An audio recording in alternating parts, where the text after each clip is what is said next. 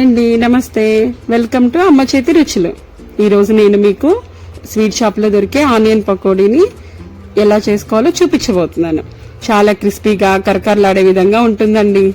ఇంకెందుకు లేట్ లేకుండా రెసిపీలోకి వెళ్ళిపోదాం. ముందుగా ఒక గిన్నెని తీసుకొని పొడుగ్గా కట్ చేసిన ఆనియన్స్ ని వేసుకుందాం. దీనిలో ఒక 1/2 టీ స్పూన్ అల్లం వెల్లుల్లి పేస్ట్, 1 స్పూన్ జీలకర్ర యాడ్ చేసుకుందాం. తర్వాత నిలువుగా కట్ చేసుకున్న 4 పచ్చిమిర్చి చీలికల్ని యాడ్ చేసుకుందాం. నెక్స్ట్ ఒక గుప్పెడి కరివేపాకును కూడా తీసుకొని రుచికి సరిపడా ఉప్పును కూడా వేసుకుందాం. మొత్తం అన్నీ కలిసేలాగా ఒక తిప్పుదామండి.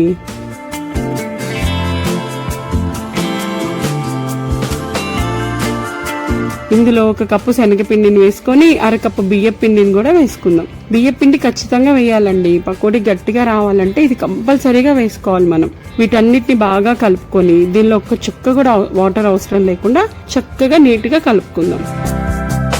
మనం ఇంట్లో చేసే పకోడీలకి వాటర్ బాగా వేసుకుంటాం కదండి.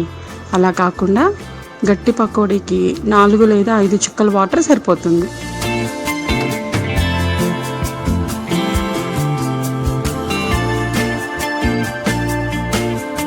నెక్స్ట్ స్టవ్ వెలిగించి కడాయి పెట్టుకొని పకోడీ మునిగేంత ఆయిల్ వేసుకుందాం.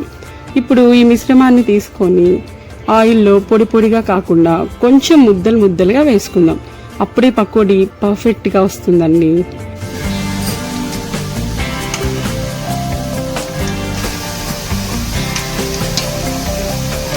గట్టి పకోడీకి మొత్తం బాగా వేగేలాగా కాకుండా 90% వేగితే చాలండి. బయటికి తీసాక మనకు మాడిపోకుండా ఉంటాయన్నమాట.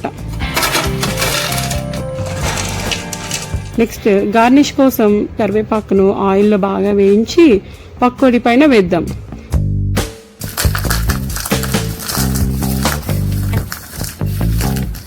చూసారా, చాలా క్రిస్పీగా ఆనియన్ పకోడీ ఎంత బాగా వచ్చిందో. లేట్ లేకుండా మీరు కూడా ట్రై చేసి ఎలా ఉందో నాకు కామెంట్ చేయండి. మరిన్ని అప్డేట్స్ కోసం లైక్ చేయండి, షేర్ చేయండి, సబ్స్క్రైబ్ చేయండి. బాయ్ అండి.